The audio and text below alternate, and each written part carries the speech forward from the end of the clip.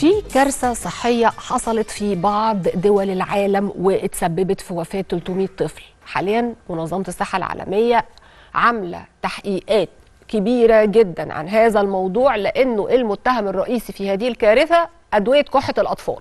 أدوية كحة الأطفال، أدوية شرب بتنتجها 6 مصانع موجودة في جامبيا وأندونيسيا وأوزبكستان. اتضح انه هذه الادويه فيها مواد سامه هي اللي تسببت في كل هذا العدد الكبير من وفيات الاطفال. فعلا الدواء كان فيه سم قاتل زي ما اكد بيان منظمه الصحه العالميه، اللي قال معلومه لازم تلفت الانتباه ليها، وهي انه المنظمه بتدرس حاليا اذا كانت هتقرر تنصح كل الاسر على مستوى العالم بانهم يعيدوا النظر بشكل عام في استعمال ادويه الكحه لأطفالهم، خصوصا أنه المنظمة مش متأكدة تماما من سلامة بعض أنواع أدوية الكحة، ولا متأكدة من أن المواد اللي في أدوية الكحة ضرورية فعلا لعلاج الكحة بتاعت الأطفال ولا لأ. طبعا الكلام اللي في بيان منظمة الصحة العالمية يقلق، لأنه مش بيتكلم بس عن منتجات أدوية الكحة اللي في المصانع ال6، لكن بيتكلم عن أدوية الكحة للأطفال في العالم عموما.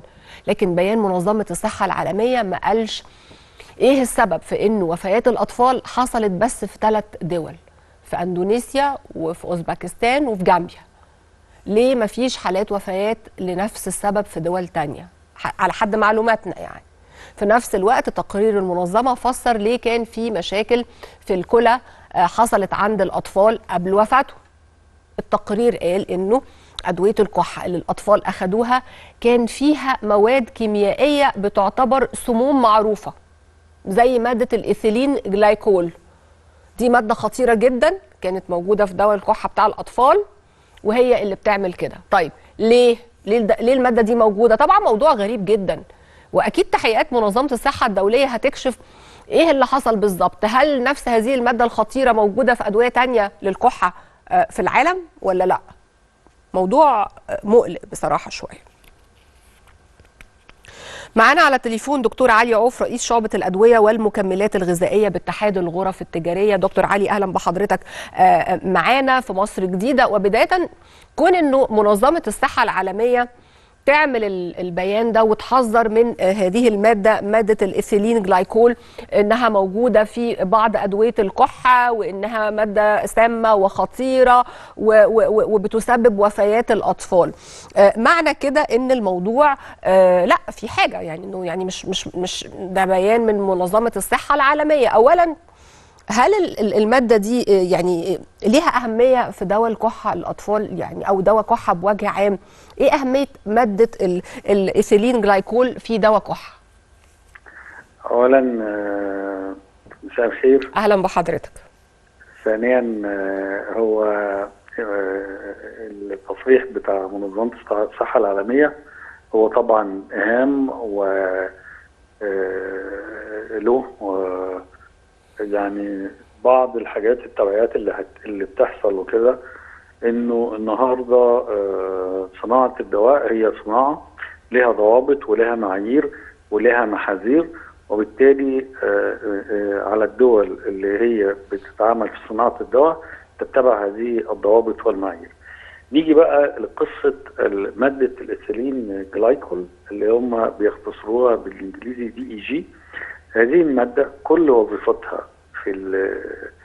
في المستحضر نفسه انها، انت عارفة المادة الخام حضرتك علشان تبقى في شكل محلول او كده دواء شرب، لازم المادة الخام نفسها تدوب حاجة تدوبها، فهي بتستخدم as a solvent، يعني مادة بتدوب المادة الفعالة. يبقى هي مادة مساعدة عشان تساعد المادة الفعالة ان هي تدوب. في عند حضرتك كذا مادة فعالة، كذا مادة بتستخدم as a solvent عشان تذوب كذا نوعية. في هذه الدول في بعض الأمور الاقتصادية بتلاقي في بعض المصانع أو الشركات بتلاقي التكلفة للمواد اللي هي بتذوب دي بتبقى غالية، فنسترخص ونجيب المادة دي بالظبط، فبيسترخص وبيجيب الماده دي عشان تداوي. طب احنا في مصر ما عندناش طبعا ادويه الكحه ما فيهاش الكلام ده طبعا. بص حضرتك، احنا في مصر عندنا ضوابط ومعايير، وبيتراجع كل بيان تركيب بالتفصيل، وفي نفس الوقت بيتقال الماده الخام دي هتيجي منين، او الماده الغير فعاله دي هتيجي منين. زائد ان هو بيتم تحليل الباتشات اللي بتتم في هيئه الدواء المصريه، ولو هناك اي تحذيرات على مستوى العالم من اي ماده في اي دوله على مستوى الكره الارضيه، هيئه الدواء المصريه بتاخد معايير ومحاذير. عندنا اداره بتسمى اداره اليقظه الدوائيه. إدارة اليقظة الدوائية. دي إدارة مهمة جدا، وموجودة على وموجودة على مستوى العالم الإدارة دي. والإدارة اللي عندنا مربوطة بالمنظمة العالمية وهيئة الدواء بمنظمة الصحة العالمية. هي منظمة الصحة العالمية عرفت منين؟ من إدارات اليقظة.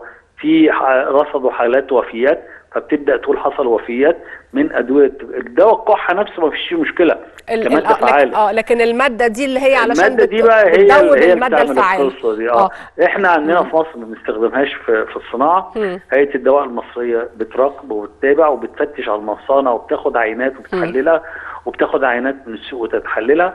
في حاجة برضو من التقرير كان أشار له، إنه بيقول لحضرتك قد تكون هذه الأدوية اللي موجودة جت من دول مجاورة، أو جت مش من مصادر للتصنيع مجهولة، يعني مغشوشة، يعني ممكن تكون مهربة مغشوشة. وبالتالي هنا احنا بنحذر وبنقول انه لاستخدام الحاجات الاونلاين اللي بتيجي نقطة مهمة نخلي بالنا منها، لان احنا ما نعرفش. في صيدليات دلوقتي كلها اونلاين ملهاش وجود على ارض الواقع، الا الدواء، والا ناخد المكملات الغذائية اونلاين.